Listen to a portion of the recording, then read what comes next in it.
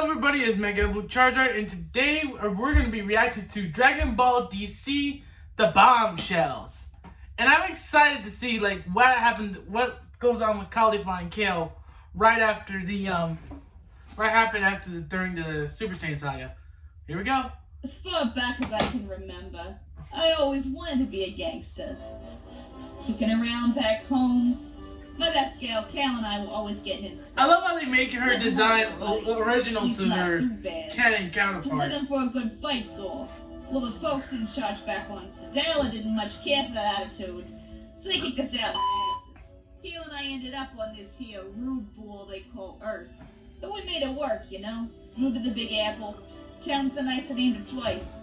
New York, baby! Fit right in that melting pot. And fuck me, there was always a fight. Damn, they got a nice little burrow to make a move on. I took over for some goon called himself Blockbuster. If you can believe that. Kale and I busted his blocks, if you catch my drift. Bada bing, bada boom. Ever since we've been making him dough. That really made her look like a gangster. Settled down, moved in above a bar, and things were a gas for a while. Till some knucklehead named Kakarot popped up in my John. Thought he was a souse the way he kept gabbing on. But boy, could he fight. And I can tell he was a Saiyan too. Before Kale and I sent him packing back home, he showed off the trip. Made him light up brighter than the tree at the Rockefeller Square. Voted Super Saiyan. And you could bet your ass, your bottom dollar, and everything else you own that me and Kale are gonna figure it out. Right. So, if you don't mind, I'll be taking over the narration again. Yeah, blow it out, cheese, you uptight, stiff-necked redcoat. Alright! The process to get Kakarot Ken home was an adventure all of its own. But as this new friend prepared to leave back to his own universe, there was a bittersweet goodbye. I'll see you around, fella. Just you wait.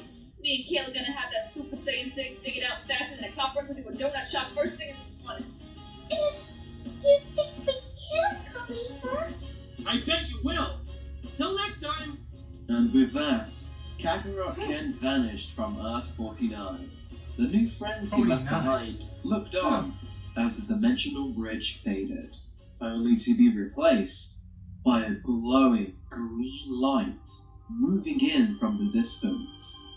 Before they realized it, standing before the two girls was a green lantern. You're kidding! Hello. I was wondering what it's doing with Kala! Oh, let me bring that. I was wondering how they're gonna bring Kala in! I'm looking after your sector for my friend, and my ring alerted me to some very strange readings in this area.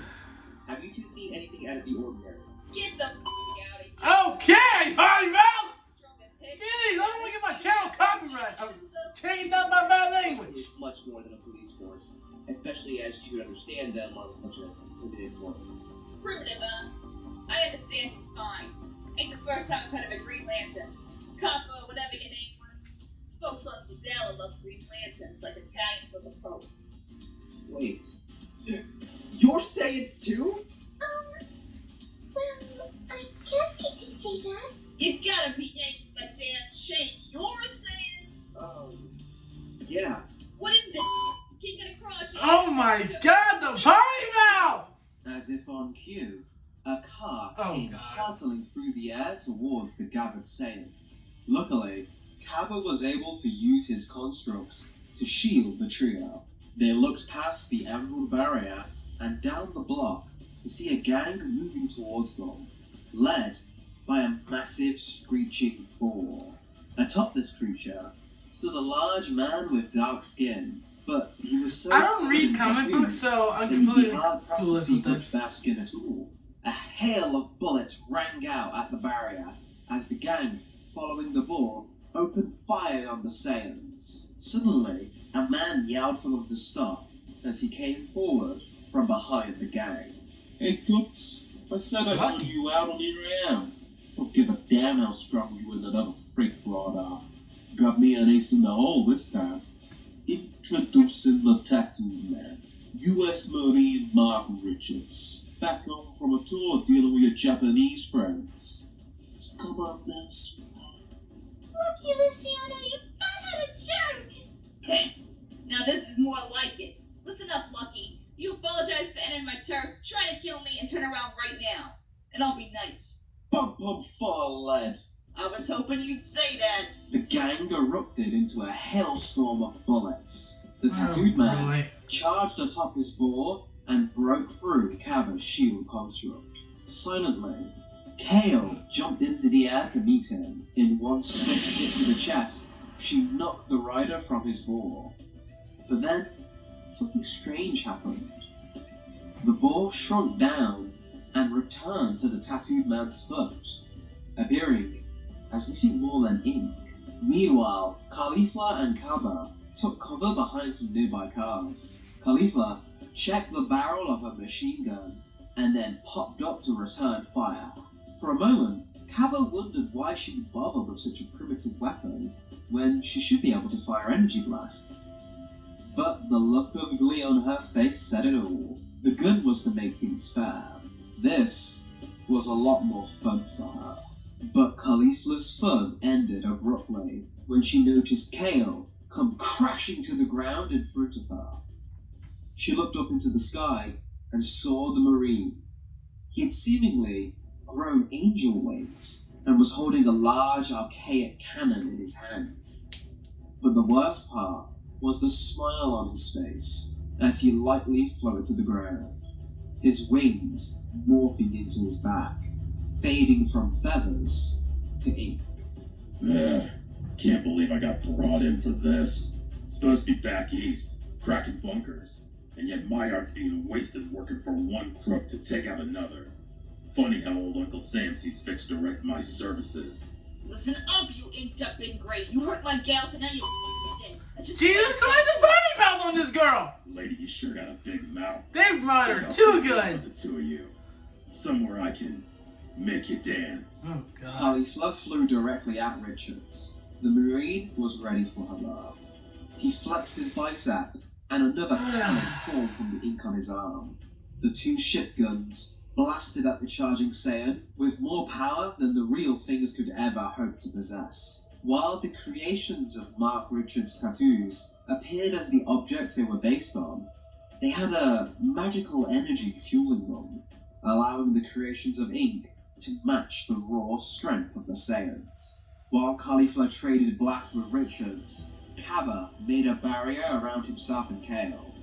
He then constructed a tentacled creature he'd encountered in deep space that got to work on disarming the rival gang.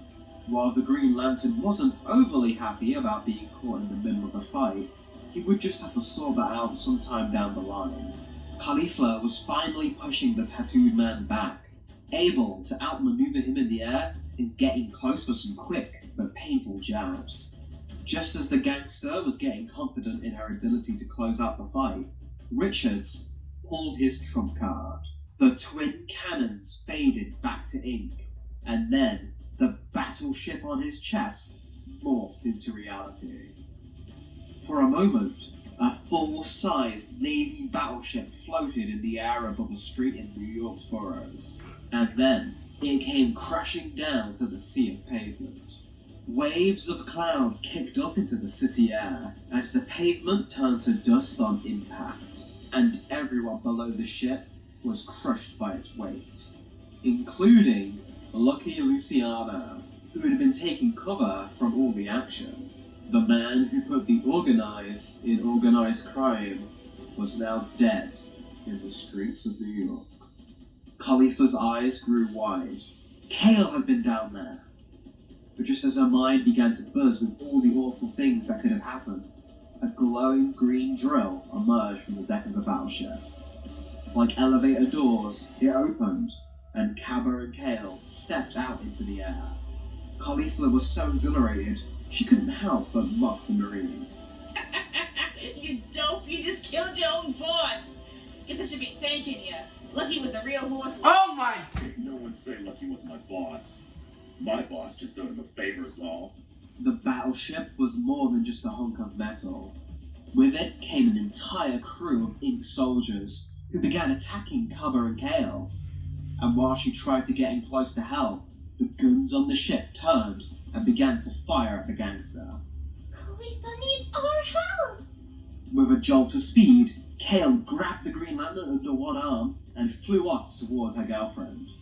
Cabba was able to give them some cover from the ship's blasts as the girls started to form a plan. Khalifa, I'm here to help. You need it? Good, I was worried sick, sugar. Wait, are you two... Oh God. But us? No way, she's my sister. We're real close. Enough small talk, Copper. That trinket on your finger packs a wallop. Whip it out and see if you can clomp old sailor boy down there. Right. I should have enough power to take down someone like him. Cabba dove toward the tattooed man and lit up the battleship with constructs of his own. Alien warriors from across the galaxy he'd fought with materialized and engaged the crew.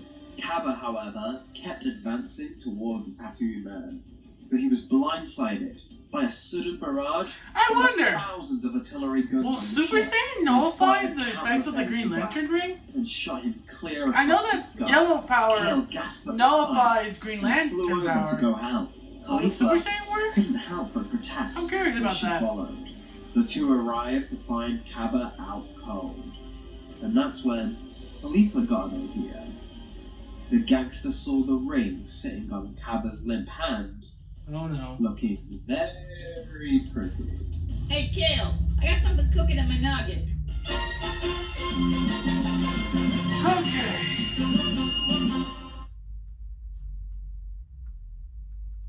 So for your own fan art, we'd love to see anything you guys bring to the table and bring our stories to life. With all of that said though, let's get back to the video.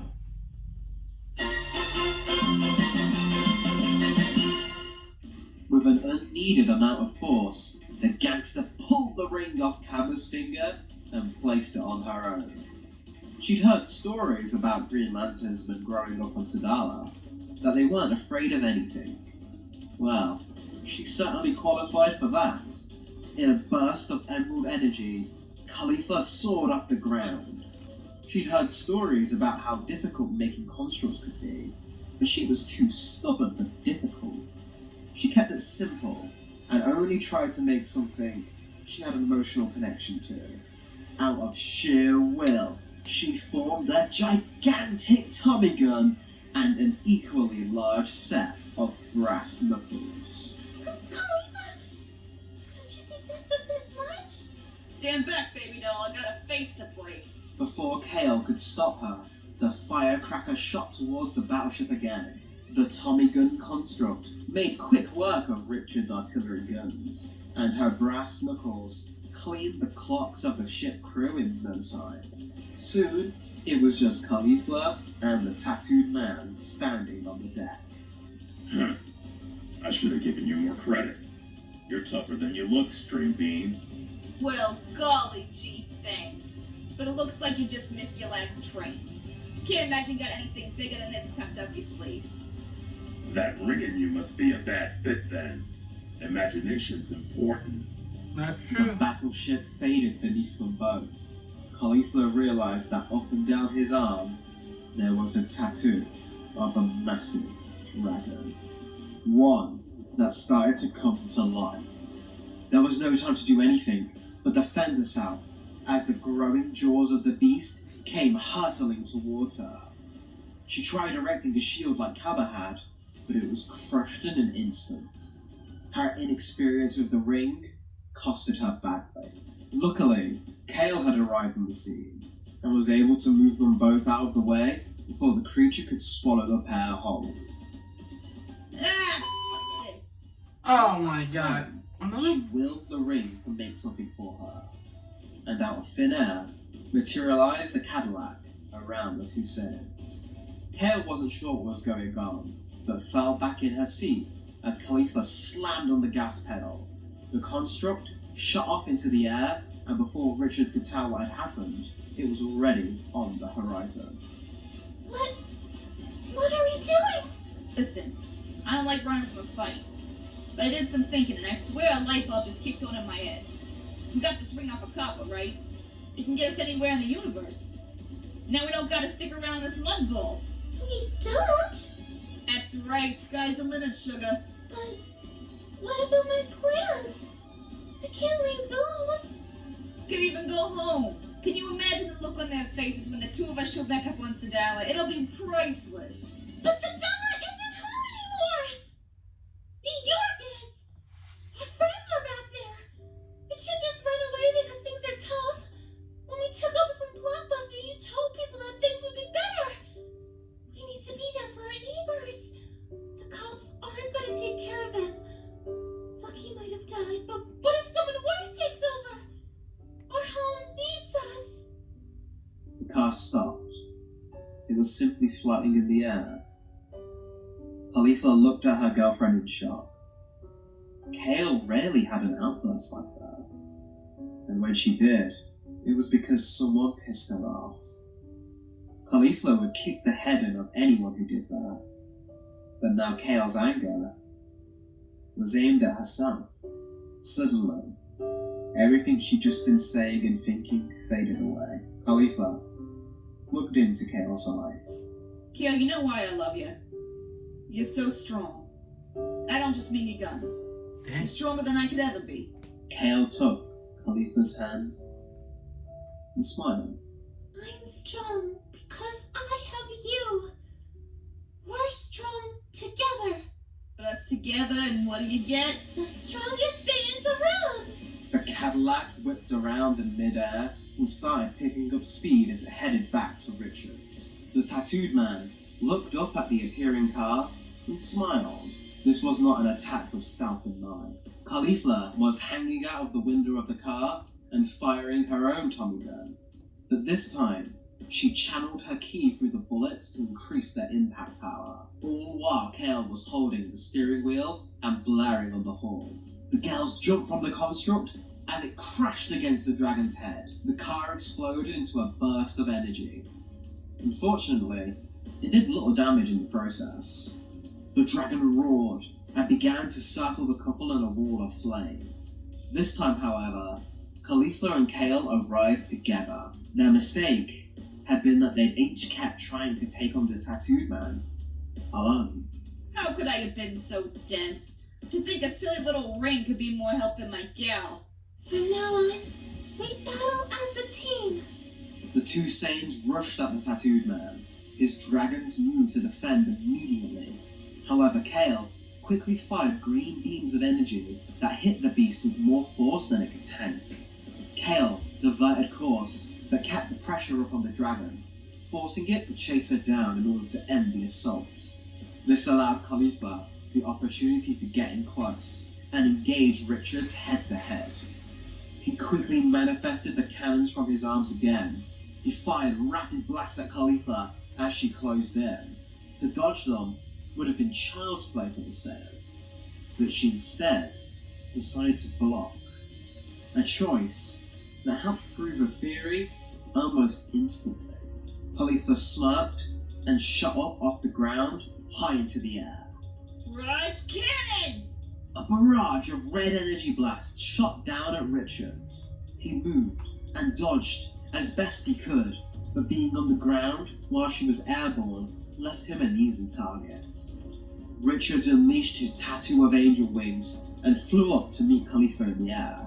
Kale, on the other hand, was making progress on the dragon.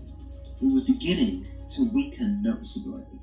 A green blast from the Saiyan severed one of its many arms. As the limb detached, it simply smeared away into nothing.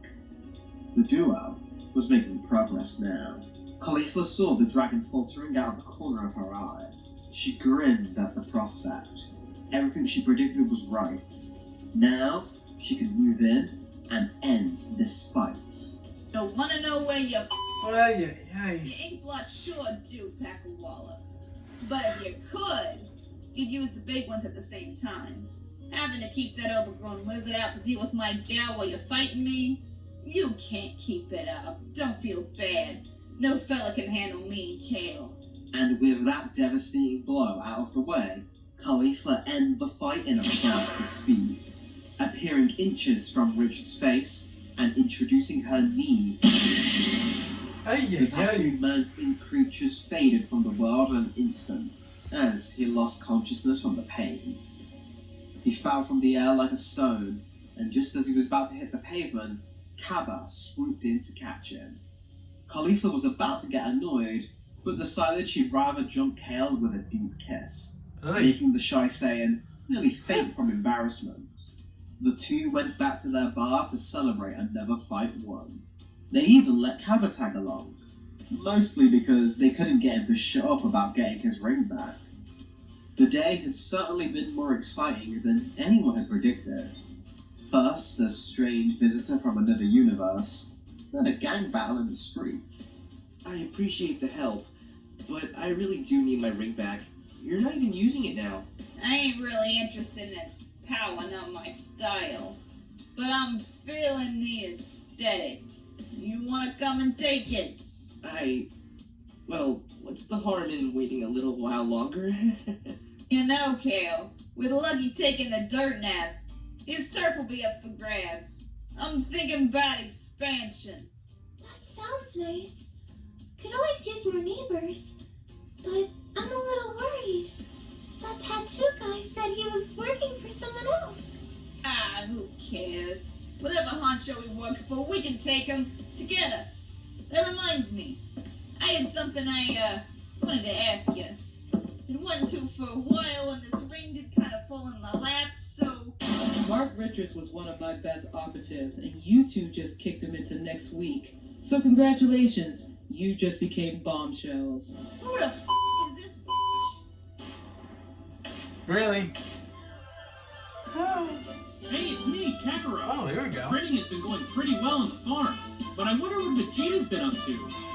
Whoa! Looks like he and Wonder Woman are headed to Lex's new house. Hope I don't miss a good fight. Next time on Dragon Ball DC, the Doom Saga continues.